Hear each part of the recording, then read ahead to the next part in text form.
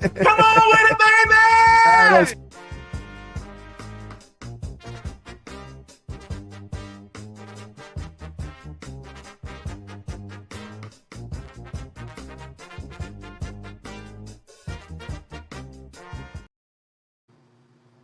Hello, and thank you for tuning into another edition of the Third Dimensional Podcast here only on the Dude Champions Media Network. I am Pat Bruckness. You can find me on Twitter at Pat_Bruckness. I'm here with the host of the show, Matt Digert. You can find him on Twitter at Matt Digert. And we're also here with Student Body Right. You can find him on Twitter at Student Body Right. Man, we should not have given you the reins on that You thing. have Who put you given in me charge of that? the guy who sits closest to the soundboard.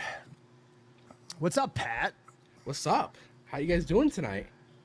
I am super pumped with football back now. Like, I've been waiting am I. like almost 8 months. Like, it's, Oh, whoa. Shh. I forgot to tell you guys. You guys are not going to believe this about Diggs and housing. he didn't get it. Nah, buy a house. psych. Nah, he didn't buy a Come on, house. he's not buying a house in Houston. We know Oh, this. man, people get upset when I tweet that. Guys, like, oh, my God, it's a shtick. But it's not a stick because he didn't buy that house. So, who are our sponsors, Pat? Iliad Apollos. You can find them. They have the greatest Italian food in Western New York. If you don't believe me, check it out for yourself. They are located at 3785 South Park Avenue, Blaisdell, New York, 14219. And also Sons of Erie. Make sure you check out their apparel. Like, I think it's the hat that students wearing. No, the hat he has right next to him. Kind of a freshie. Yep, it is. And paintings, usually I have it behind me, will be behind me next week. And other great stuff. And the golf hat the student usually wears, you can check them out at www.sonsoferie.com. We're also sponsored by Hamburg Brewing. Make sure to go to their tap room for all your favorite drinks. They are located at 6553 Boston State Road, Hamburg, New York 14075. And also Beauty Pools. Their expert designers and expert craftsmen will create whatever design you have in mind, and their website is www.beautypools.com. So, I have two questions. Yes. One, I posed to Matt. Chances Hamburg Brewing has wine coolers. I would say less than 2%. Chances someone on this podcast is a savant on wine coolers. And Blue Hawaiians, apparently. Hey. The Blue Hawaiians. That's a different story. I mean, I feel like if you're on this podcast long enough, we're going to get some real feminine details out of you, Pat. Well, I mean, when he moves to Buffalo, he's going to actually have to start drinking. Oh, yo, speaking of that, you brought up the golf hat. Yes. Me and Matt played golf yesterday. Yep, I remember you telling me. Off air. I feel like I'm talking too much. Matt, do you want to tell him about it? Yeah, I came up, what was it, 3 strokes short from tying you? Yep, and I came up with a punishment. Uh-oh. So I would like, at least for the next segment until Thigh Doctor comes on, I have something for you to wear, buddy. Would you be a grown man and do it? Absolutely. Absolutely. It is a mint, fresh University of Miami Ken Dorsey jersey. Well, student, while Matt's putting that on, do you want to tell them about our little bet that we have going on that we'll get to soon? Yeah, you forced my hand, man. We're going to play each other Madden. I believe the terms are we are going to face off. Yes. Bought the TV already. We're going to face off, and if I lose, I've committed $500 to the charity of Pat's choice. Oh, my God. You look like the all-time winningest NCAA quarterback, you sexy man. Ken Dorsey, what's up? I know, man. God, turn up the AC. I'm steaming up, baby. Anyway, if I lose, I'm going to commit $500 to the charity of Pat's choice. And if he loses, he is going to be in an insufferable $699 Amazon hippo costume. And I'm sure it will be repurposed over and over and over, or the next time Matt and I play golf. So, anyway. I mean, let's talk about that. You almost hit the hippo in the on the 18th hole last night. Oh, that was disappointing. So the first hole I hit the stick, just about, right, Matt? He literally on the first hole almost got a hole in one. It hit the stick and bounced off, like within 3 feet of it. Yeah. It was tough. So on the last hole, I must have plunked 3 in the water. And we got these like brilliant light up balls that I was just so like overly fixated on like the mechanism of them. And that's the only reason I was within 3 strokes. So And I was just like, oh my God, like I love it. I love it. I can't wait to like check out these balls when we're done playing. And I'm like, yo, Maddie, get this one on video. Just absolutely kamikazes into the water. And I just look at him. I'm just like, man, well, at least I mean I can't keep that one. yeah. And the worst part is Matt, in good faith, didn't even offer me his. He just put it in his pocket. He's like, well, see you later. I'm like, you fucking dick. Well, let's be honest about that because I literally put it within 5 feet of the cup on the last hole. So Yeah, no.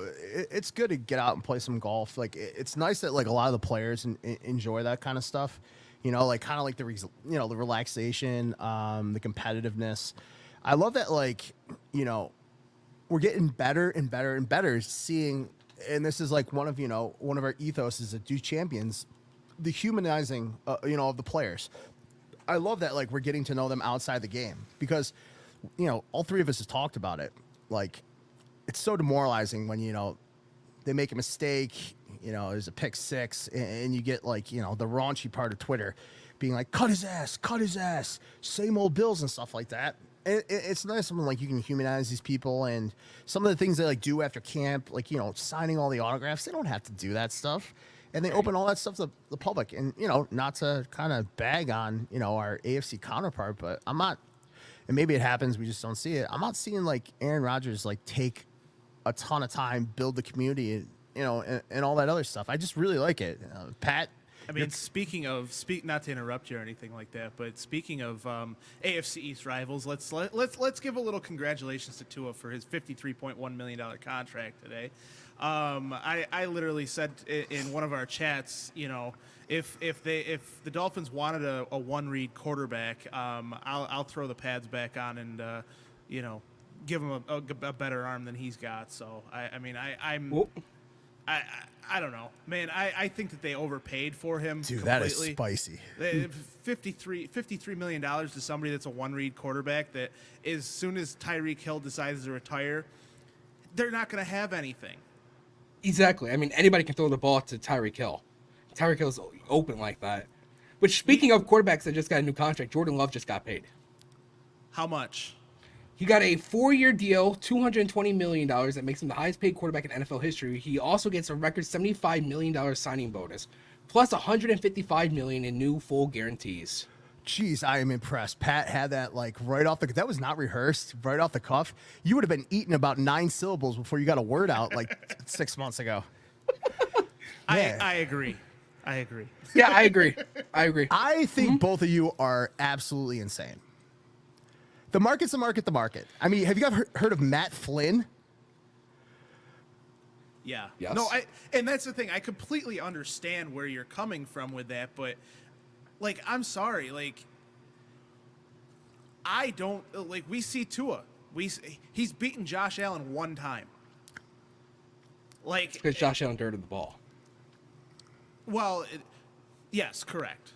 That's the only time, and it wasn't even Josh Allen dirted the ball. The end in the way ended up getting his fingertips on it as it was going to McKenzie. Whether it still gets to him or not or anything like that, but then on top of that too, what did we lose by 1 point that game? 2 points that game? Yeah, a field goal would have won. Had McKenzie walked out of bounds in that one, it probably wins. The Bills probably end up winning that game. I'm not sure if you're baiting me or not because I hate this, but I'll say it again. You are aware that Tua and Josh don't actually ever physically play each other. Correct. So Tua hasn't beaten the Bills. It's not like I hate that rhetoric. Like Tua's never beaten Josh. They play on the same side of the ball. Right. No, I understand. I'm baiting you just a little bit to get you a little fired up here. Yeah, that was like. Well, I mean it. We need student. We need student on the podcast. Yeah, we do need student on the podcast. As I find out over and over and over again, I don't think people like student. I love him. Yeah. Yeah. But to be fair, though, Josh Allen and Tua do play each other. I mean, they're still the two quarterbacks that have to go out there and outperform the other one. And that's the thing. Like we sit here and say all the time, wins are not a quarterback stat. Correct. So we cannot sit here and say Tua, has lost to Josh or anything like that. I get it. I'm probably one of the worst ones to say it, but at the same time, it comes down to it where Josh is on the opposite side of the ball as Tua. The defense, it's basically been McDermott versus Tua, and then it's Vic Fangio and 7 other defensive coordinators against Josh Allen.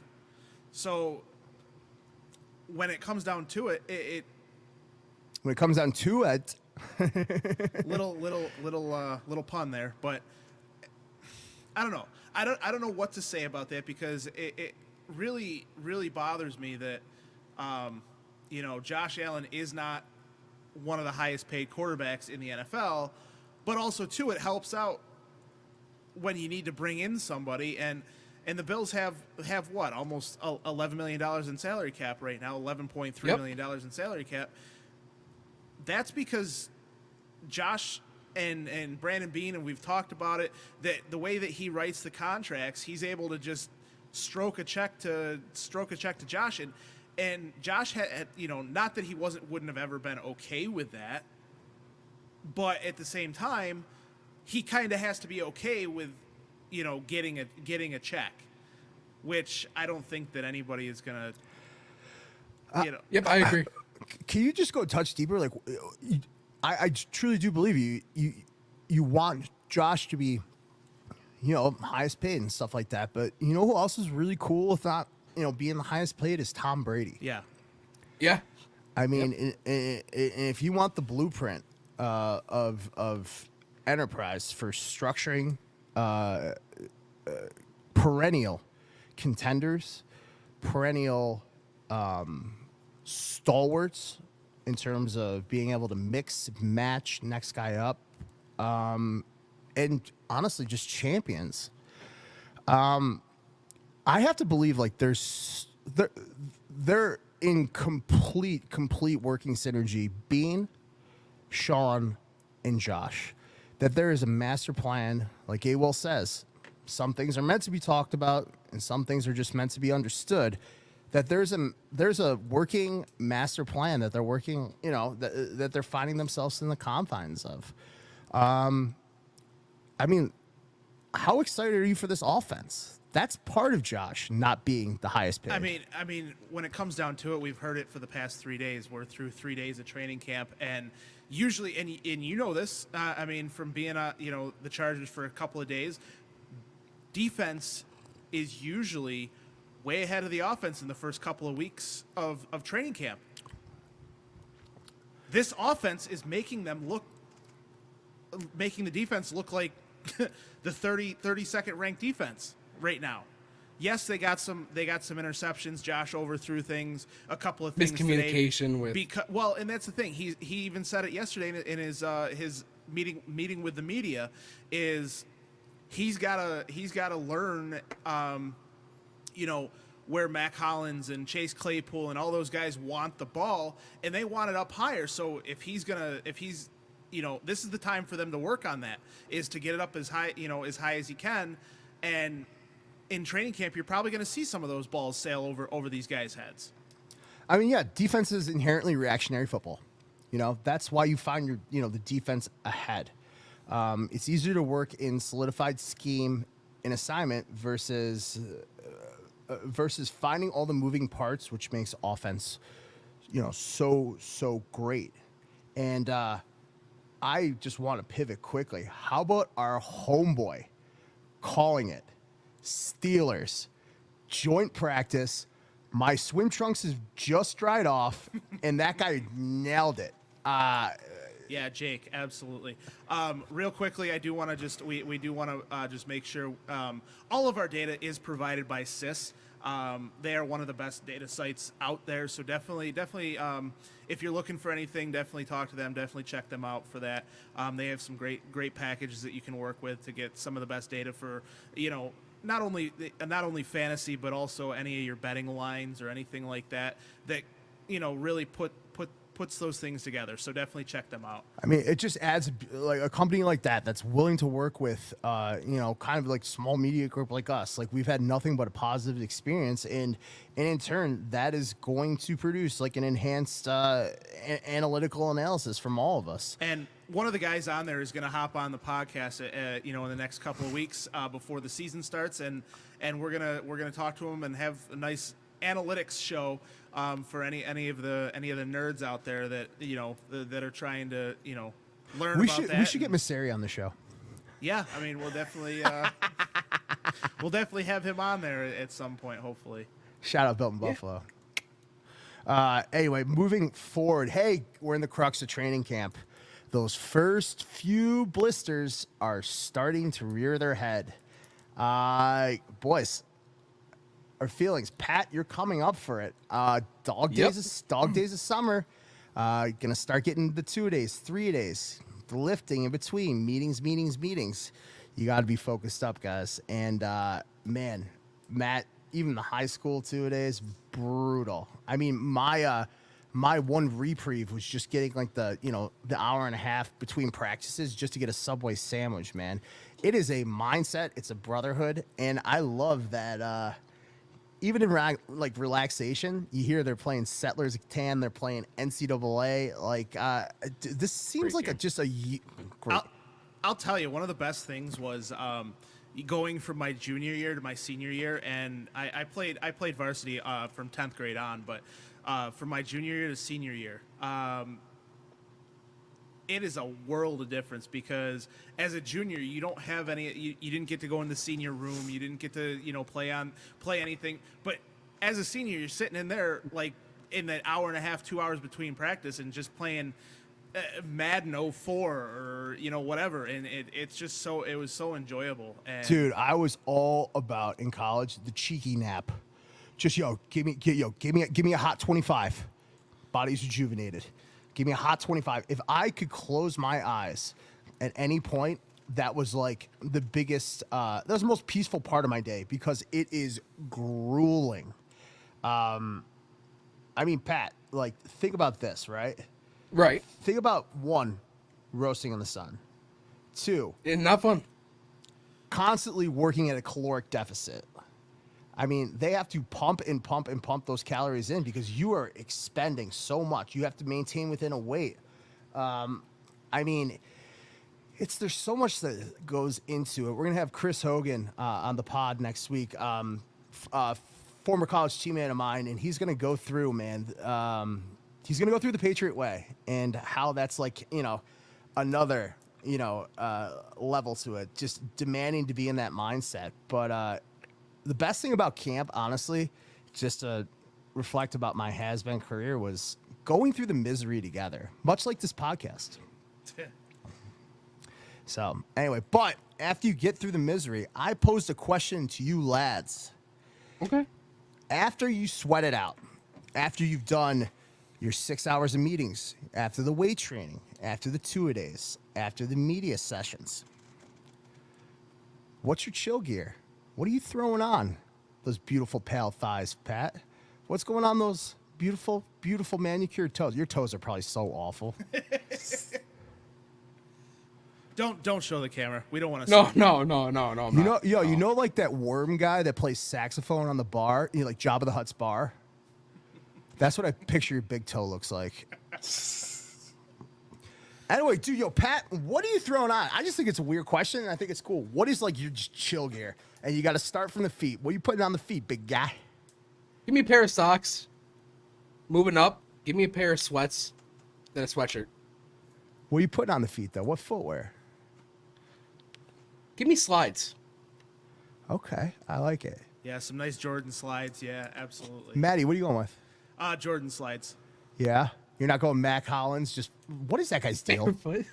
I mean, he's a caveman. Like, But, Modern day Tarzan.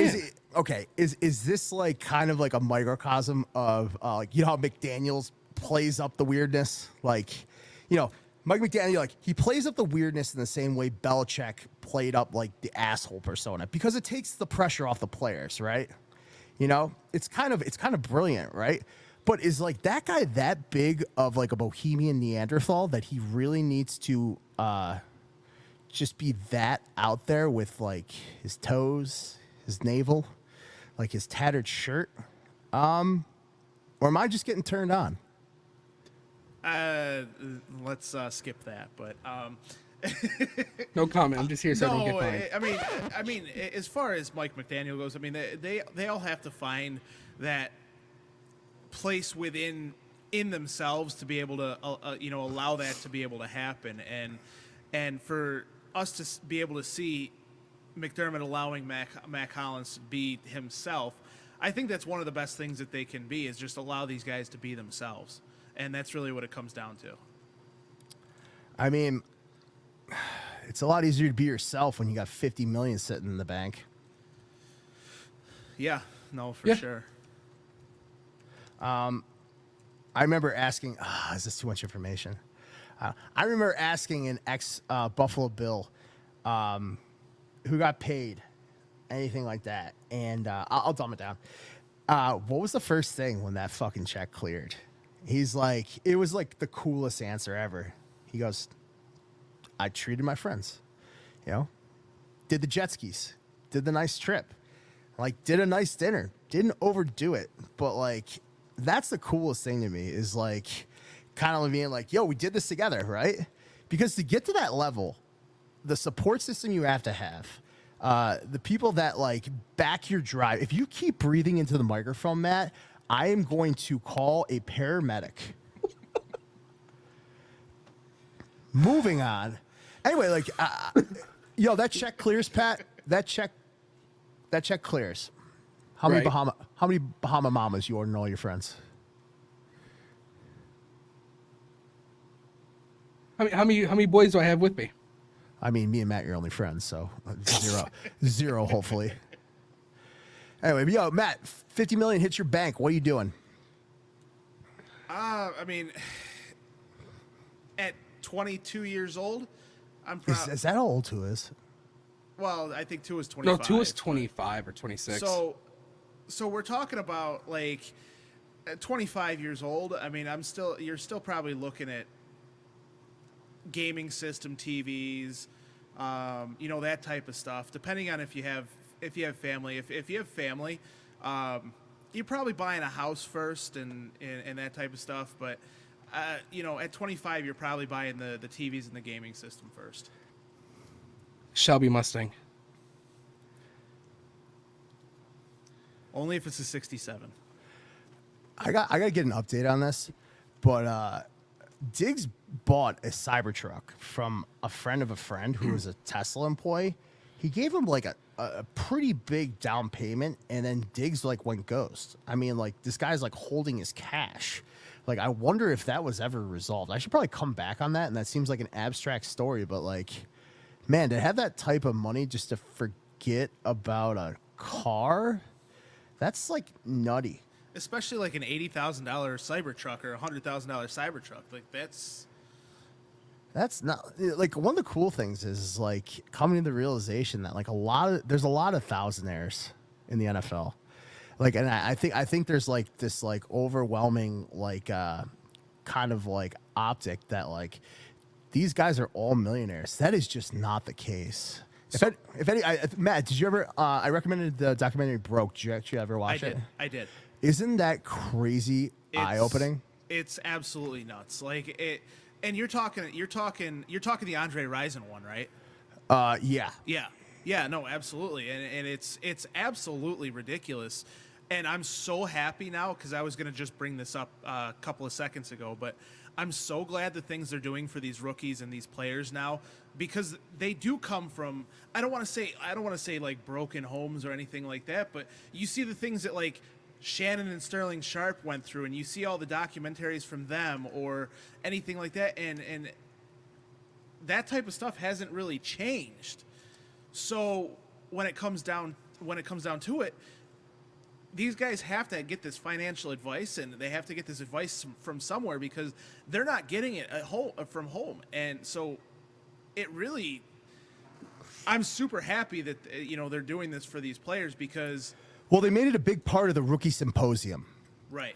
They made it massive. I mean, they had a whole episode of Ballers was about it. I don't know, Pat, have you seen the show Ballers? Love I that show. have. Love that show.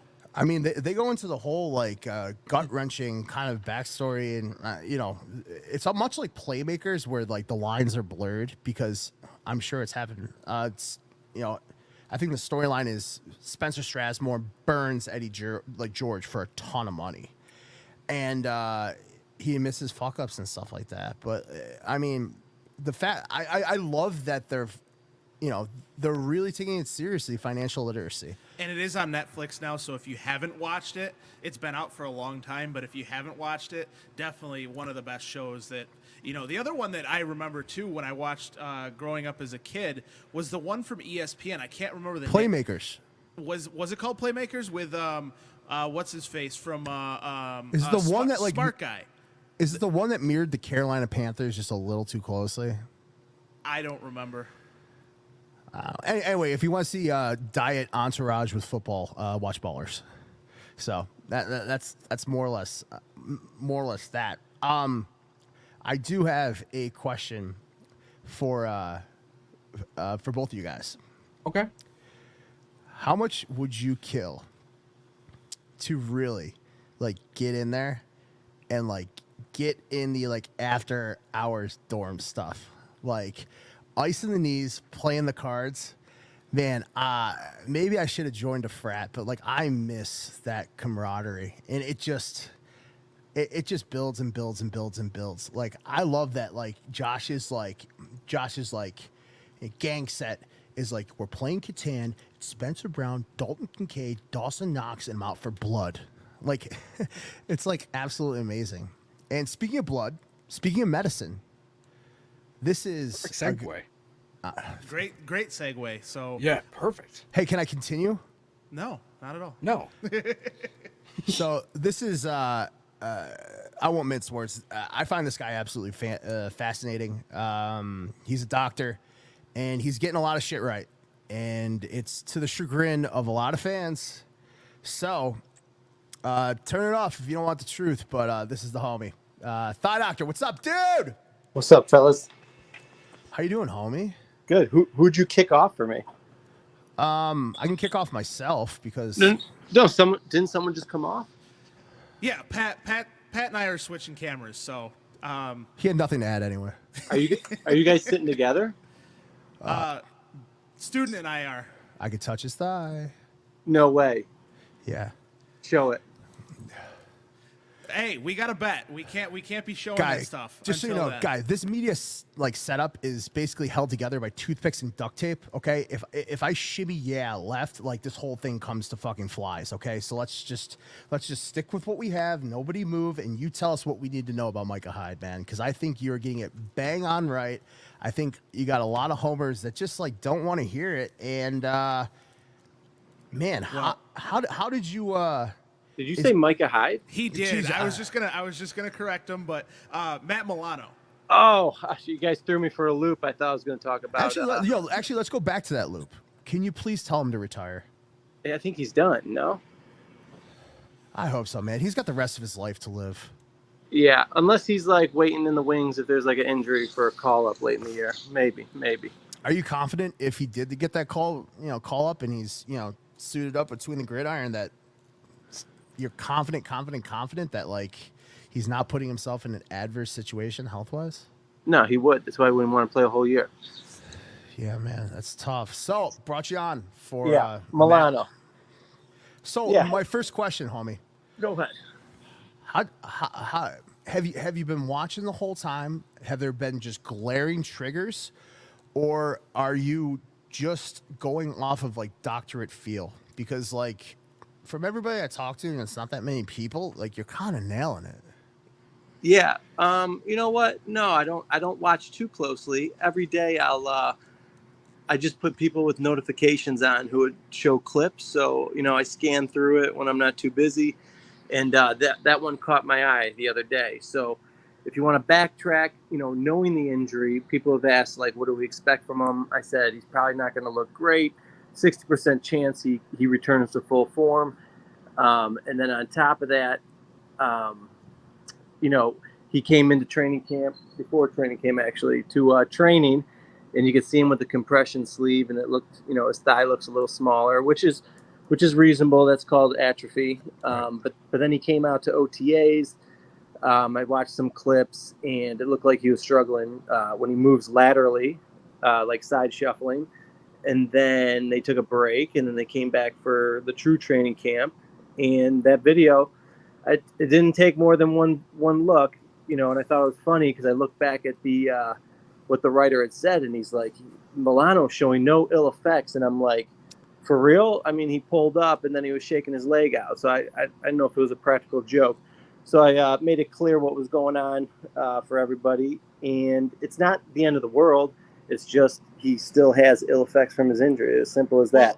And that's the thing. Like, we had, our injury specialist on a couple weeks ago. Dr. Daniel Vargo. Thank you. And he basically was in the same sentiment you are. Is it could be 60-70% whether he's going to be come back to form. But my question to you is because this is his first actual like football action practice, whatever. Yeah. Is it more just like banging off the rust, or is it more trying to rebuild that? Yeah, I mean, he's trying to rebuild it. The problem is like, so with that injury, the tibial plateau fracture, and then throw in that I heard he had a meniscal repair, you got to worry he's got some articular cartilage damage. And he's a young guy in the grand scheme of things. It's not like he's had a ton of knee injuries, so he doesn't have a ton of articular cartilage damage. But if he does, I'm sure it's in one spot. So when he tried to push off his leg in that video and it got caught in a certain angle with force, I'm sure he felt a deep sore pain. So that's why he couldn't come out of the that lunged position. So the cynical part of it is that it might not get better, and that's as good as it gets, and actually gets worse. Or just mechanically he's not that well equipped because he's still a little weak, and instances like that look fewer and far between in the short term. At the end of the day, he's in trouble. So the best analogy I can give is if someone's going to retire around 34, 35, even though he's 30 now, that knee injury kind of makes him, you should look at him like he's 34. Does that make sense? Yeah, absolutely. Whoa, that is a succinct and tough pill to swallow to hear that. So Yeah. a couple things to go along with that is like, I know that I was watching, on specifically the touchdown pass today to Keon Coleman. It looked like Matt Milano was really keeping up with James Cook. I get it; they're only running 3/4 speed, whatever. But is that something that? Do you think he's going to? Is this more like a Von Miller injury where he should be put on the PUP list? Let's save that. I got Okay. one from. All right, here's the deal. I don't want to cut you off, but he's cleared to play. The question is it something he can get a little bit stronger and he's going to look smoother, or is this as good as it gets and he's going to have to go out there and figure out how to use it the right way? That's where I lean. I mean, the probably what it is. The workload only gets deeper. How much rapid improvement are we going to see in 6 weeks? I'm not sure, but you know what I think is going to happen if you want me Tell to. me. Yeah, I think he's going to flash. You're going to see, shades of old Milano here and there. He still looks like he can push off really quick, but unfortunately, I think in certain spots, like best way I can make an analogy is like, say he's out on an island, it's 1-on-1, and a guy jukes, like he might break down and can't get out of my stance because I just got that sharp pain. Like that stuff can happen, but at the end of the day, if it's only few and far between, he can look like himself, like between those times happening. You just don't want that to happen at the wrong time, right? Like a big play in the game. So that's the risk reward there. Yo, doctor, you know what I worry about is him only himself knowing how weak it is, how strong it is, and when he's making these organic, just natural athlete cuts that have always made him so laterally great. I mean, East West, he is dynamic. Do you think that that bleeds? Do you think that bleeds mentally? Being cognizant of that injury and how hurt he is. Do you think he's gonna have to play cognizant of the injury, and do you think that's going to slow reactionary time based on he knows the movements that yield less pain and that are most functional for him in the current injury state he is? Yeah, so I would say it's like a child with like a brain that has a lot of plasticity and they can learn fast. He's out there and he's learning how to use his knee. He's going to realize what doesn't work and what works. And then he's going to find the path of least resistance and he's going to shine in what he can do. But you're right. He is a lateral player. And if he's having trouble moving laterally and it doesn't get better, it's going to take away his A card. But, I play Madden a lot growing up. So it's like this, like you get a guy who's hurt and the game asks you, do you want to put him back in? But his overall rating goes down by like 15. Is he still better than the next guy up? If he is, then you probably roll with him and see where it takes you. I mean, there's going to be bumps in the road. What if his knee swells up? He can't get back for the next week. What if they realize they can just use him in certain packages, but then they realize he's a liability because teams kind of know how to attack him where he can't move to?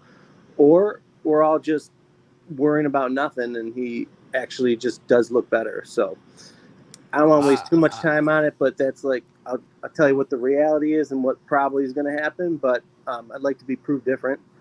Feet to the fire. Yeah.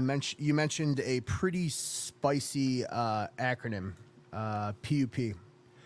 In your medical opinion, how reasonably actionable do you think that is going to happen? Oh, if we do not see a deviation for what we're seeing currently. If it deteriorates, I could see maybe he goes on PUP. If like it gets re-aggravated and he's got to shut down for a couple of weeks for sure. But if he's medically cleared, this might be a Von situation where it's like, hey man, you're cleared for sport, but like, how athletically gifted are you? I mean, we can keep you we can have you sit out a year, and then of course you'll be better the year after. But can we afford that? And do you want to do that? So no, the answer to the question is no. I don't think he goes on PUP at this point unless there's a setback. But what worries me is if the team cleared him and he looks like this, they might not think he's going to get much better. Does that make sense? No, Yeah. Absolutely. And so I wanted to ask you this as well: is there anything that can be done? I know we heard Von talk about it as far We as hear him talk way too much. We do, but this is more medical side of it. Is there anything that Matt Milano can do to build up anything? Because because I'm not too familiar with a tibial plateau. Obviously, other than what yourself and what Dr. Dan Vargo said or anything like that. But is there anything that can be built up, whether it's his quads, whether it's his calves, anything like that that can help him, kind of get back to form? Or are we just kind of preying on, that God-given, fairy dust that got him here to fight through this? Because, they're different than us, guys. Yeah. So, of course there is. I mean, that's what he's been doing since he got hurt. So you got to strengthen the quad, the glutes, and then once you can do impact, then you start layering in the plyometric stuff. And then after you're done with that, then you get to start playing football.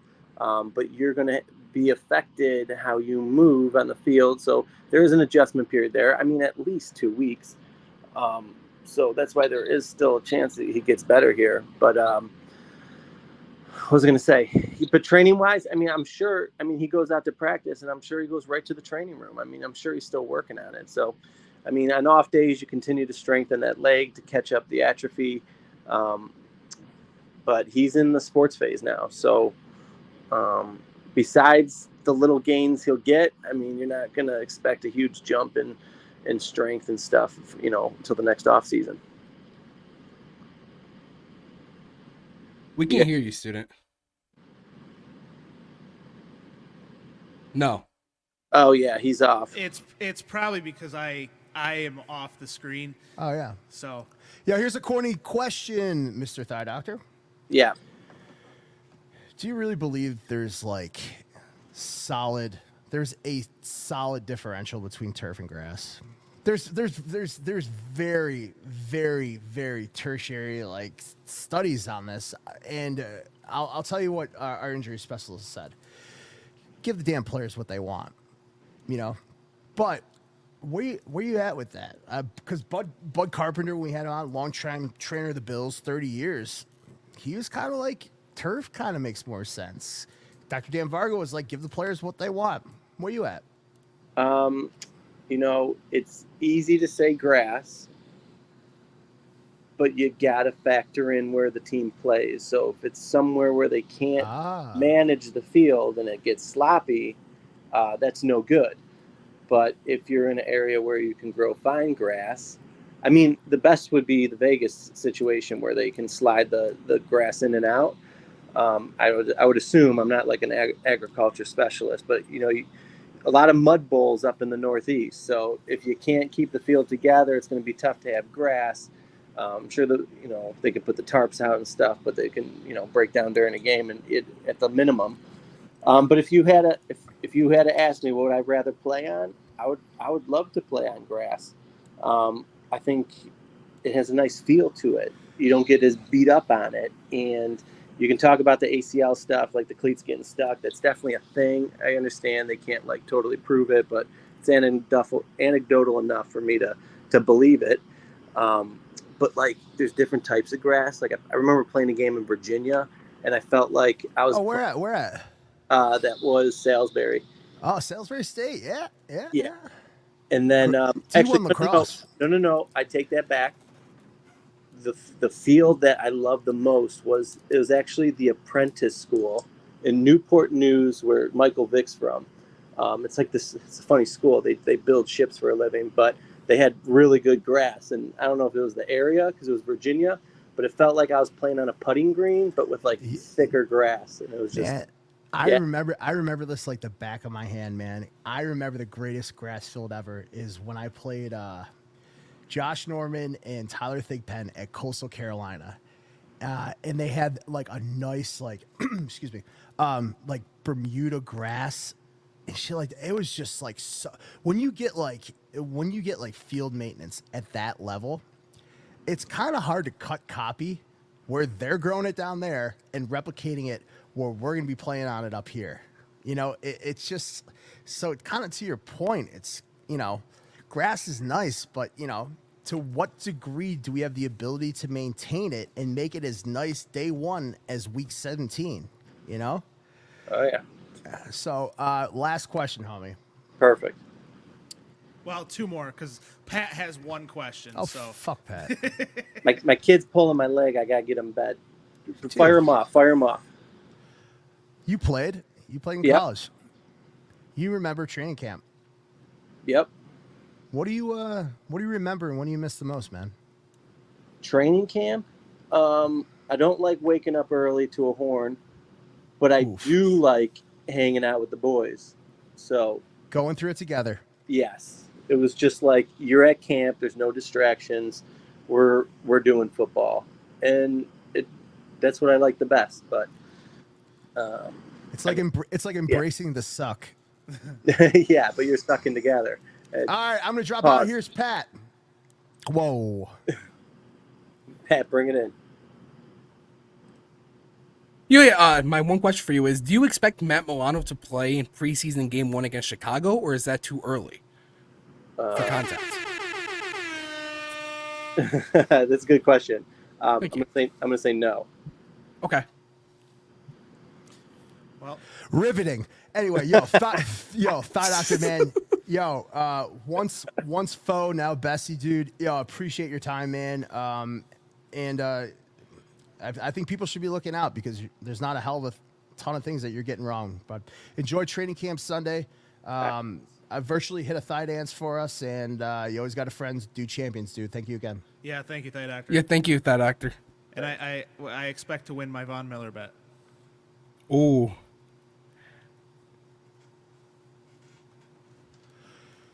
Man, I forgot that you took him up on that bet, Matt. Because I was did. gonna, then I'm like, eh. I had to. I've been saying it since March, April, that Yeah. I truly think that Von Miller is going to go over 10.5 sacks this year. I think he's going to have 13, is where I have him. I have him at 10.5, 11. So I'm right there with you.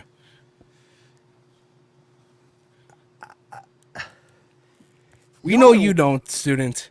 We know you have him at like, what was We it? know you're the 6? contrarian, got to be under. You have him at like 6. Pound the over, student. where is the line? Where's Jesse? I don't know, but speaking of that, we wanna congratulate them on hitting one of their bets tonight. Yes.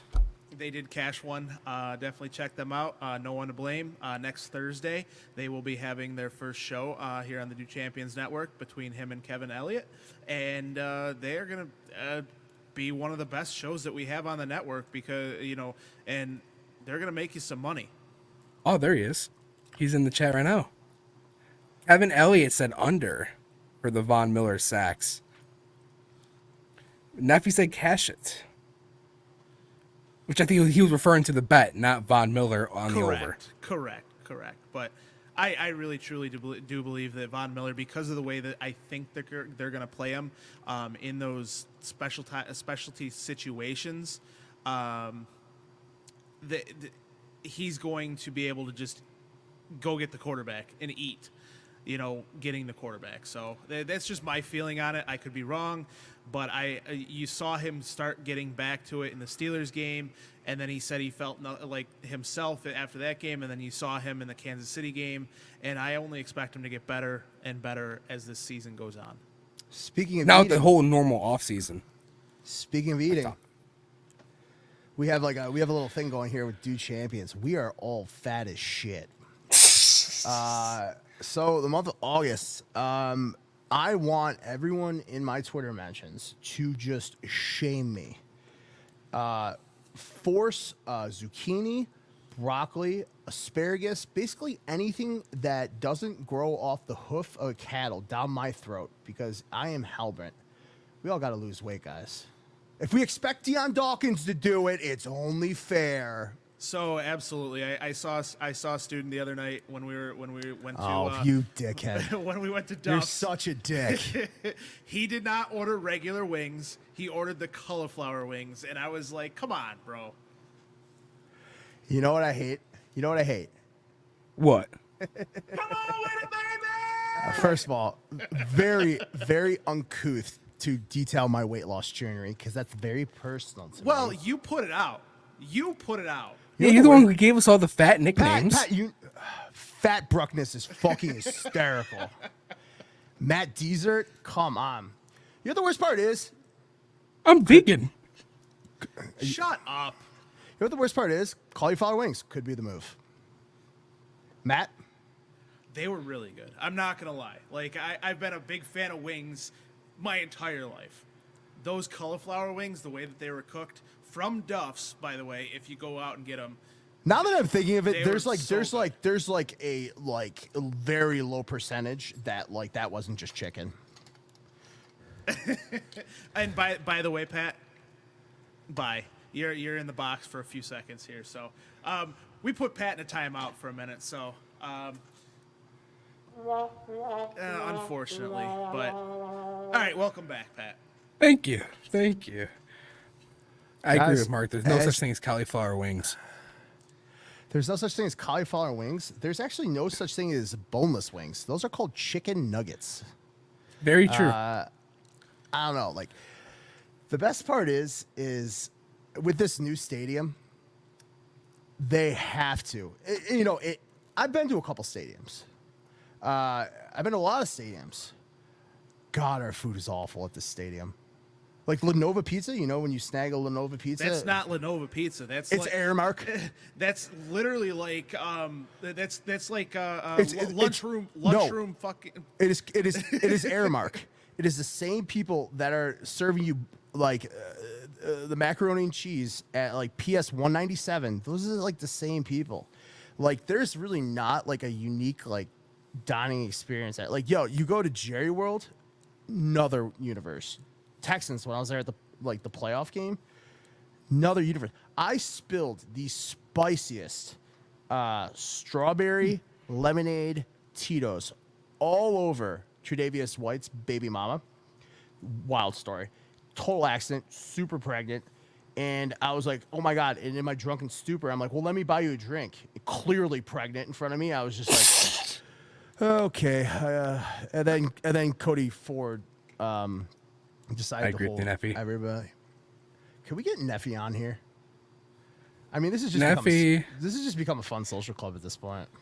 Well, I do want to say, Soldier Field also has some good food. They have deep dish pizza there from Giordano. So All right. Enough with you, two-teamer. Dude. Yo. Deep dish pizza is like clever lasagna. no, it's Like- not. It's just, the only different thing is they put the cheese on the bottom instead of the top. It's pie. It's not seriously pie. pie. It's pie. All right, it's pie. Like the pizza itself is this. It's pie. It's a pizza pie. pie. Crazy. Matt, I feel like Yeah. I'm arguing with my Talk- friend. talk- from first St. of all, Louis. take that jersey off, please, All for the right. love of God. All right. Give me 1 second though, because I do want to touch on one thing. So we were talking about boneless wings and everything like that. I do want to everybody who watched their show on Monday, the Post Podium podcast. I am so excited for them to be joining the network. They are a couple of the best. No. They're the best. They're the best podcast on this network. Absolutely. They're there he absolutely is. hysterical. And speaking of one of the most organically hilarious dudes ever, Turn your camera on. Nah, I'm packing. What's going on, fellas? yeah, you're packing those sick plays. Yeah. Dude, Play of the day, dude. Cash it. First one in a week or two. So, Neff, now what we got you, buddy. You're pretty methodical every single day, man. You don't miss a beat, bro. What do you see, if anything, changing once we hit week 1 for your methodology in some of these plays? Because if people don't know, like, you are up some serious cash, and it's all visible on the timeline, all of it, which I love. You own the losses, and you're due for the wins. So hit me, man. Do you think the workload gets bigger? Are you sticking with the same blueprint? Are No, you we nervous definitely gotta for game expand. time? We definitely Okay. got to expand. I mean, NFL season, it's what the bettors have all been waiting for. It's what we've been waiting for this whole time. We are passing time with these measly MLB bets. We're so sick of it over here. We are ready for the NFL season. I'm sorry, sweetie. You're sick of winning money? It's so it's boring research. I play fantasy baseball, so I get a text once a night from Jesse. Is it football season yet? I'm so sick of losing baseball. So, Jesse, let me ask you. If you're going to sink into the lectern of depravity of betting preseason football, where's the edge? preseason football, I just feel like the unders are the play. A lot of guys out there trying to earn a spot, not going to get a lot of the starting reps out there. I just look at the unders.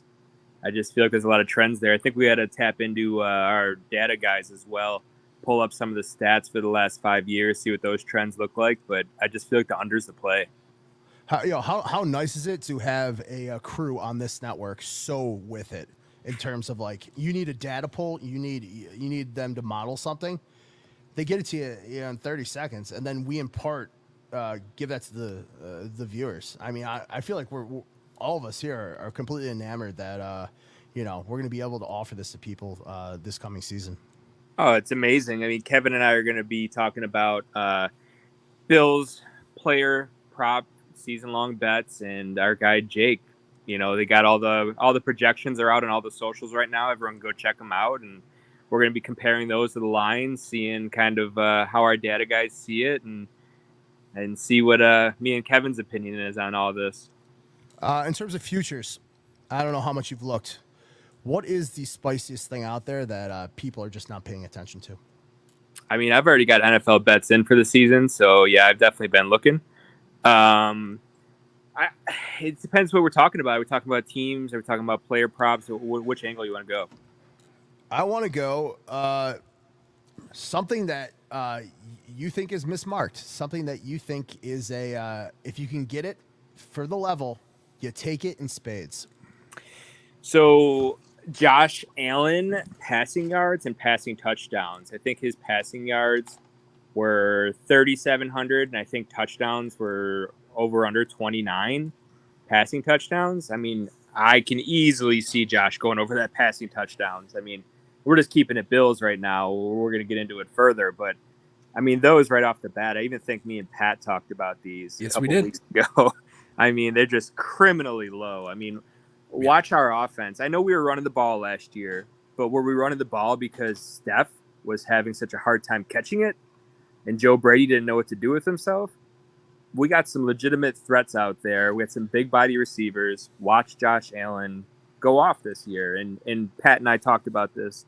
Bills stock, Bills players, the stock is at an all-time low. And what do we do? What do we do when it's low, right? And Jesse, when we did the bocce ball tournament, we had Quentin Morris on, and I specifically asked him, and was this Joe Brady's offense or was it like Ken Dorsey light? With a couple of Joe Brady tweaks and things like that. And Very good. He said it was like Ken Dorsey light. It was just a couple of tweaks here and there. What kind of Joe Brady saw that he worked or that had worked and things like that. So I'm of the mind, and we're already seeing it at training camp, that this is completely different offense.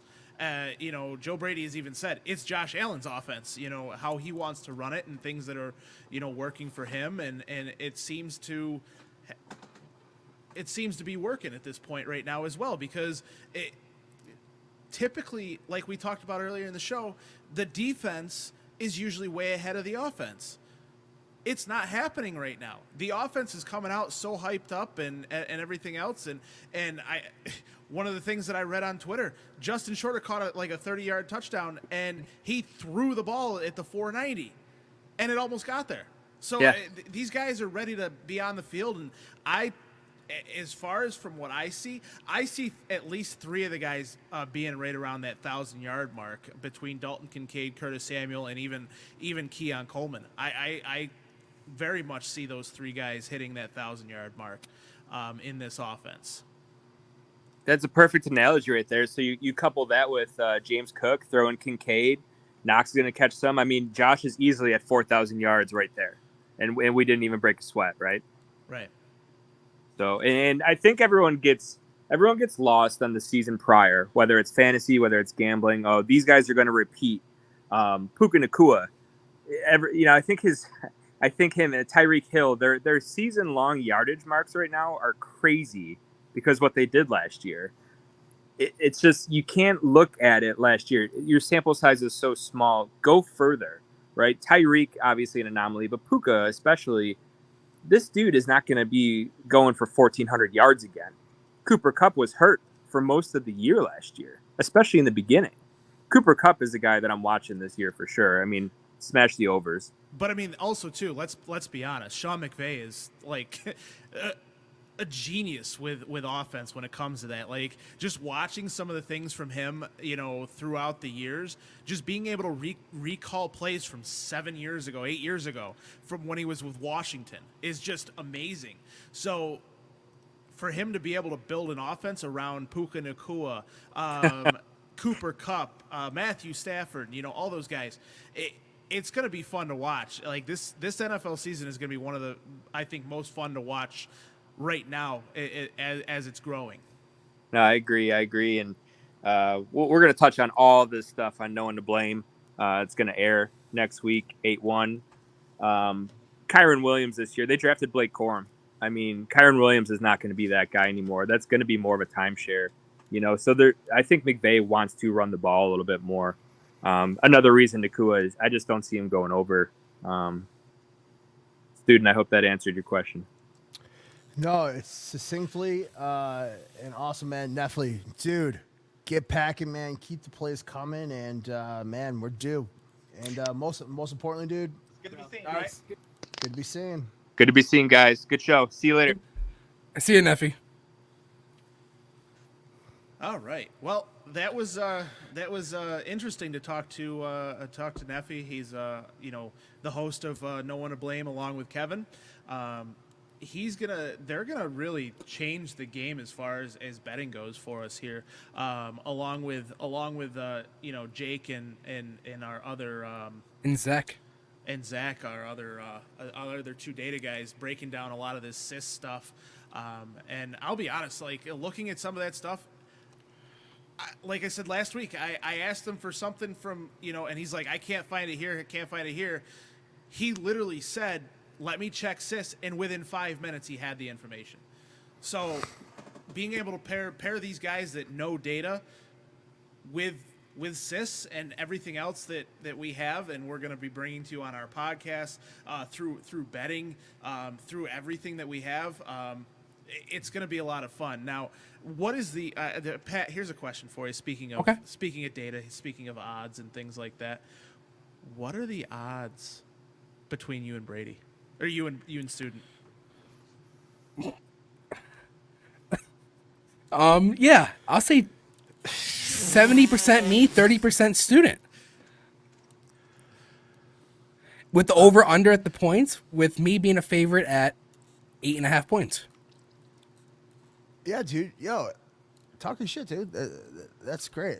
I'm just like that. I mean, I will say, and I've said it before on the show. I was top 100 in Madden back in 2018, or Madden 18, I should say. So that was 2017. Yeah. I hadn't touched a controller for Madden in 5 years, 6 years, and you beat me 77-7. So, but I will say, Past performance is not indicative of future results. I will say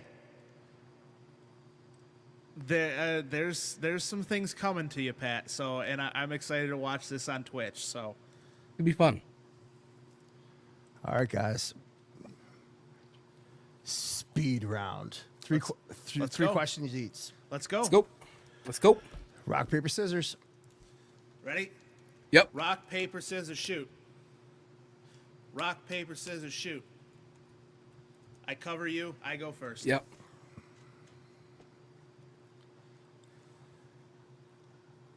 Give me a number, 1 through 10.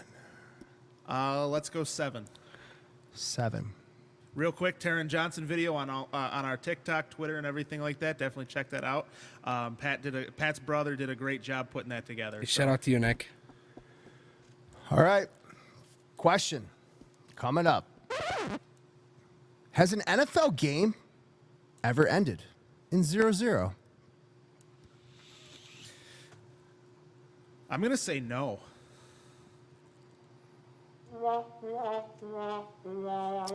That is incorrect. There's actually a game in 1943 that ended 0-0. Pat, give me a number 1 through 10. Before he does that, though, who was it? Who was the team? Yeah, I'm curious. Head him in the Bears. Bears and who? Lions and Giants. I was off. All right, Pat, 1 through 10. Let's go with 3. What's the shortest field goal ever made in the NFL?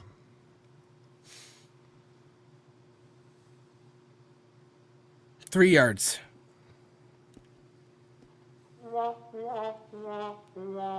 Six-yard field goal made by Tommy Thompson, the Philadelphia Eagles, homeboy. You guys are 0 for right now. So, You got to break that. Pat, 1 through 7. Or sorry, Matt, 1 through 7. I'll do 2. Which player holds the record for the most fumbles in a single game? Can I get a little student hint? He has adorned the cover of John Madden Football. Peyton Hillis. Pat, opportunity to steal.